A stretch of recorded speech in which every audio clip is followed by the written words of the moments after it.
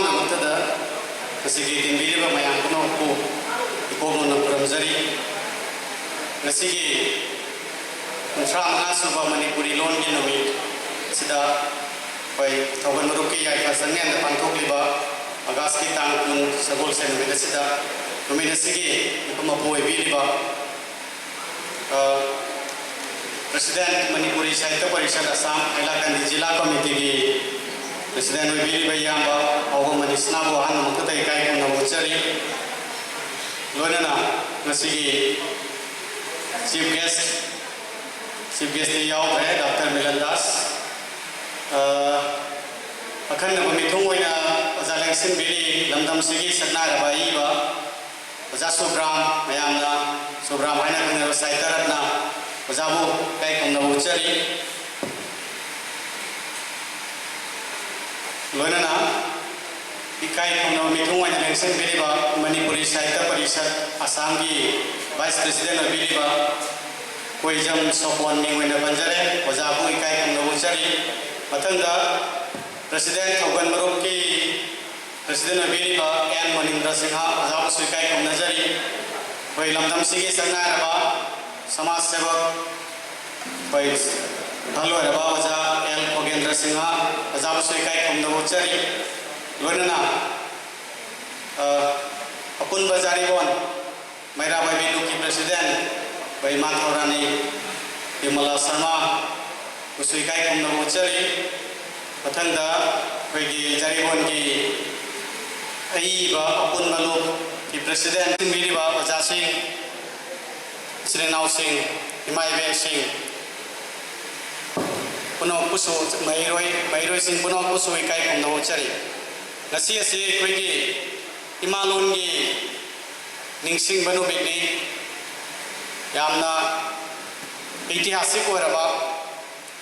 Yamna Chauthop Chaningai Waraba Masung Jamna Special Waraba Numidamani Augustki Tangkun Numidasida Ikwegi Imalon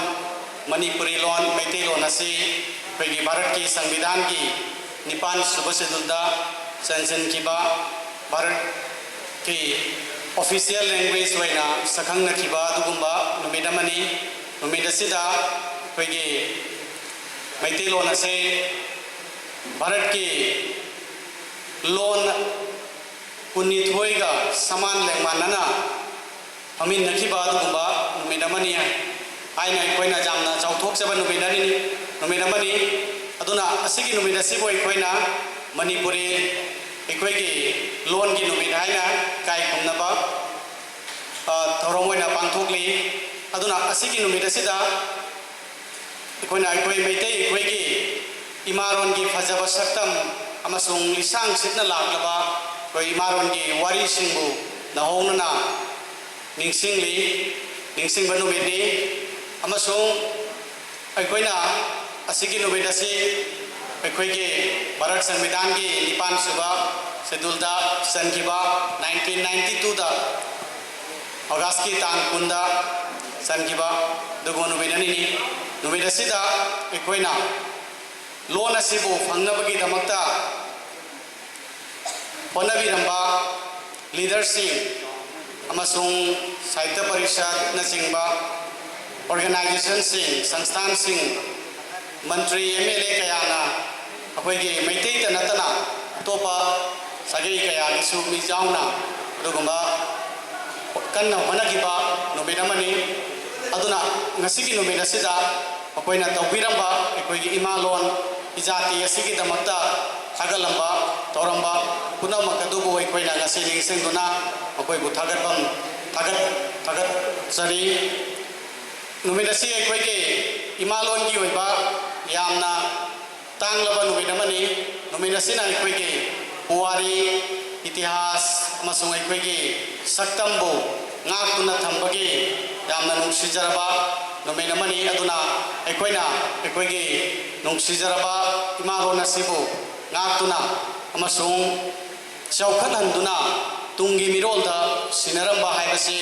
Akoigi Miron Sigi Chauraba Thodangni Haina Lojai Akoigi Lon Asi Tanba Matam Asi Bharat Ki Sangvidhan da Tanba Matam Asi 1953 dagi hona akhoi loan ase tanba horakhi aina record amada fangjai 8 schedule da channabagi damakta akhoi loan ase 1953 dagi tanba horaktuna adubu akhoi loan ase ko khara thau sabi dabagumba namsenduna thambagumba adugumbagi matamama leiki adugi madakta akhoi apitaina tanba hogalaglaba matam aduda adugi marakta 1967 da Bharat Samvidhan ki kunmathoi suba amendment tawduna Sindhi loan se option ki adudagi amok meitei masa sing marakta khoirang khoisau naba engalaki amasong akhoi ki loan ki tanba phigam adudi lepki de dana matam aduda Bharat Sarkar na hai ki base akhoi maronda sumna hairi in a strictly constitutional sense the 8th schedule has now become superfluous cyber aidi akhoi 8th schedule chalaba loan ase yamna ahenba pathok pama oire aduna ase atai chandrabasu yarani haibani adubu akhoi organization sing MSPA AMSU amadi MSU na chingba mayamgi MLPC Manipuri Language Demand Coordinating Committee na chingba na kanna hanaduna koi Manipuri Meitei Loan ase Bharat ki Nipan suba schedule da Bharat ki Samvidhan ki 63 suba amendment tawduna 1992 ki August ki tang kun ngasi ki nomen asida Bharat Samvidhan ki Nipan suba schedule da chansen bangam ki aduna matam aduda kanna koi ki Manipuri magazine kayada iduna leikribase koi journal singi maningda Manipuri lol bu Bharat ki Samvidhan ki Nipan suba schedule da chansan gedabani haiba line ama koi journal singda wa phangki amasung lonana Vishnupriya ki mamang masung maningda Manipuri haiba wahi asi tapsiloi dabani haiba asi wahi sing asi kanna koi Meitei ki magazine amadi sefong na singmada kanna sagat kiba matam amani asum nai koi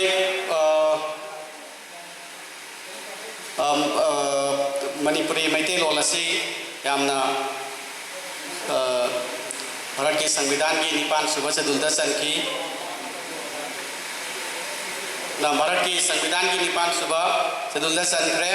aduga akhoi ki loan asisu loan ase akhoi ki Bharat ki Samvidhan da chalabani akhoi ki loan ase akhoi Bharat ki competitive exam asoba UPSC exam da so akhoi Meitei Loan na parikha thabagi chance tu leire amasung MP samasung MLAs akhoi parliament amasung legislative assembly kaya da akhoi Meitei Loan na wasak loba jabagi kudong chaba da su leire akhoi handak ta so akhoi ki MP Manipur ki inar MP akhoi Jambi Mall na Manipuri da Bharat ki parliament ta wasak lauki adu boi koi ki Assam dadi adu ki kudong chawado koi missing link pasina koi ki Assam ki legislative assembly da Meitei Loan na wasak lauki kudong chawado karam kanda lakadabano haibase koi na ngaiminabagi mathau tari marai na khanjai asita natana koi ki Manipuri loan ase akhoi associate language oina su akhoi Assam Sarkar na lautokpire masi su akhoi ki jamna yaithaba numit amani haijabatai aduna akhoi ki loan ki damakta akhoi na phanglibase March ki tang ama da su akhoi loan ki imani sing manumit pangthui aduga 1992 da phangkiba August ki tang kun da soi khoi eno ima loan ki lumina na mu pangthoi associate ki lumina sisu loan ki lumina na pangthoi ekhoi na hojik amaga muktali madudi ekhoi India ki classical language taramathoi haklei dibasing matakta ekhoi ki Manipuri loan su classical language oina bagi damakta chanjanna bagi damakta asima soi khoi ki demand leiri masima so khoi ki jamna masima ga phanga ga di khoi ki jamna sauthok chani ngai oi ba numit ama oi gani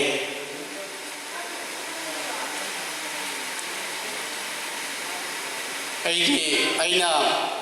ꯁꯣꯝ ꯃꯔꯛꯇ ꯋꯥꯐꯝ ꯑꯃ ꯍꯥꯏꯖꯅꯤꯡꯕ ꯍꯥꯏꯕ ꯇꯥꯔꯦ ꯑꯩꯅ ꯈꯔ ꯏꯖꯗꯨꯅ ꯊꯝꯖꯔꯤꯕ ꯈꯔꯁꯦ ꯉꯁꯤ ꯍꯟꯗꯛ ꯅꯣꯡ ꯅꯤꯅꯤꯁꯦ ꯈꯔ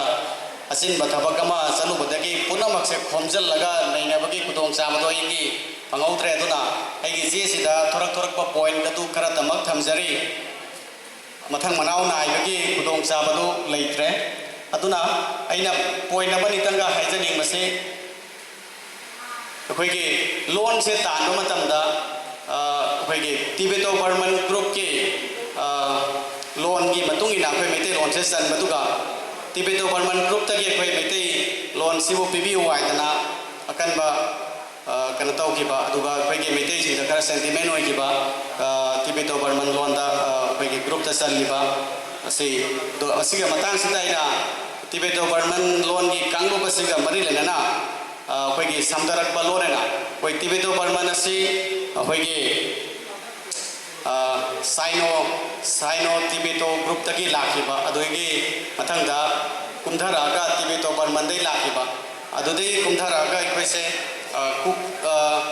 अमुक समदरागा कुकी चिन ग्रुप आइना ममुक लाखरे इखोइसे कुकी चिन ग्रुप की कनदा साइड ता मुक इंजलगा थंबिरमने मसिगी मतंगदा अखोइगी लिंग्विस्टिक सर्वे ऑफ इंडिया दा हाइरिबसे जीए पियर्सन ना हाइरिबसे करिनो आइबदा मैतई से साइनो तिबेतान तिबेटो बर्मन कुकी चिन मणिपुरी लासे कोई खरा साना फाते अदुना इखोइगी कुकी चिन हारिबसे मैतई चिन ओइबम थोई आना माना मागी पेंदब मदी फोंदोई पेंदब फोंदोक्लगसु अखोइ ओइबम थोकपदुदी हाना थोनख्रब ममिंग असिगी मतुंगिना लैहनबना सुम फरगनी आइना हाइबा कुकी चिन हाइबसिदि अखोइगी हजिक अखोइगसु जामना नुसिनरिबा हजिक अखोइ मालेबाक्ता असिगी ग्रुप सिगा ताखिबा अखोइना कुकी चिन की महुत्ता मैतई चिन हाइरमगदि मैतई चिन ग्रुप आइना हाइरमगदि हेना मयेक सेंबा अखोइ मैतई गिसु असेंबा ओइगेदो फियो मदो अखोइगी ओइखिद्रे अदुना अखोइ कुकी चिन की ग्रुप ता लेरे असुमना कुकी चिन की लोन की खाइदोरकपगी मतुंगिना असि लेरे हजिक मैतैलोन की चौखटप थौरम कयागी मनुंगदा हजिक लैरिबसे होय त्रिपुरादसु अखोइगी मणिपुरी लैंग्वेज डेवलपमेंट सोसाइटी आइना लेब्रा अदुगुमसु लेबदो माइना तौरी अदो मणिपुरदसु अखो मणिपुरी लैंग्वेज डेवलपमेंट अखोइ असम की मणिपुरी लैंग्वेज डेवलपमेंट असिगुम्बा ऑर्गेनाइजेशन अमा लेदबा माली अदुना अखोइ मणिपुरी लैंग्वेज डेवलपमेंट असिसु अखोइगी मथौ तामारायना खंजरे लोनना अखोइगी लोन असि चौखटनबगी थौरांगदा अखोइगी सोशल मीडिया अदोइदी डिजिटल इंडिया की मतुंगिना तौरिबसि YouTube Facebook Instagram नसिंगबदा अखोइ Meitei loan असि अनौबा बांग्लादेश फाउबना सिंगबगी कनेक्शन अमदि पीरी अमसुंग मणिपुरी लैंग्वेज की अखोइ मैतै लोन की लाइरिक एआई की कौन मैतैरोंदा वहांग हंगा मैतैरोंदा आंसर फंबगी खुदोंचाबमसु मणिपुर की छात्र अमना लाइरिक एआई पुथोखरे मसिनसु अखोइ मैतैलोन की चौखटप थाक अमनि हाइना लौजै अदुगा अमुक अमरोंदा येंगलुब मतमदा अखोइगी मैतैलोनसे इंडिया की लैंग्वेज सिंगी फास्टेस्ट ग्रोइंग लैंग्वेज सिंगी मरक्ता वही मैतैलोन से अहुम सुब थाकता लेरमी अहुम सुब थाकता लेबसिदा मागा लोनना लेमिनरिबसिना गनो गुजराती लैंग्वेज से होइबा मैतै से हिंदी का कश्मीरी का अनिसिगी मरक्ता अनि मथंगदा मैतै का कश्मीर मैतै का गुजराती का होइबा अदुना अइना मु खंजबदा गुजराती की रोमदगी जेंगुबदा मु अखोय अतोप वखल मरोमदा मु खनबा जाय अखोय मैतै सिंगी नमथनबगी पॉलिसी से जामना लेबा अखोय की मैतै से करि हाइतारे हिंदुनाइजेशन की मतमदगी हौना अखोय से नमथदुना थंबगी मवोंगदा लाखिबा अदुबो अखोय की मैतै की करि हाइतारे कैरेक्टर तोंगानबा कैरेक्टर अमना अखोय से नमसिनदुना थंबा यादबगी फियो अमदा चोंथोक्तुना लेपा अदुगुंबा मैतै की कैरेक्टर अमा यावी हाइना आइना पंजनिंगी अदुगा अखोयदा अखोय अना अपील तौजनी मधुदी मणिपुरी साहित्य परिषद थौगन मरुकी अखोई ओजासिंगदा अखोई हॉलिडे पूजा वेकेशन ममांग पूजा वेकेशन सु लाकदौरी असिगुंबा वेकेशन असिदा नुमित निनी हुमनीगी अखोई प्रोग्राम कुन प्रोग्राम तौदुना अखोई ओजासिंग अखंबा मैते मयेकू खरा सुम खरा पुलोरबा कांबुदुंदा अखोई मैते मयेकसे तमंदुना अखोई औरगदी अखोई मैतेरोंगी मीडियम से खरा कन्बंगमदुना कन्दुना थमंगमगनी आबा वाखनसे खनजे असी हारगा इंगसिगी साहित्य परिषद हाइलाकांदी जिला कमिटीना असिगुंबा इमालोंगी नुमित चावरबा चौथोनिंगाय ओइबा नुमित असिदा आइबु वफम खरा थम्बिबगीदमक हाइबिरकपा थागतचरगा आई मयाम पुनौ कुइकाई खुमना उचरगा आई वफम असि मतंग असिदा लोइसिनजरी खुरमजरी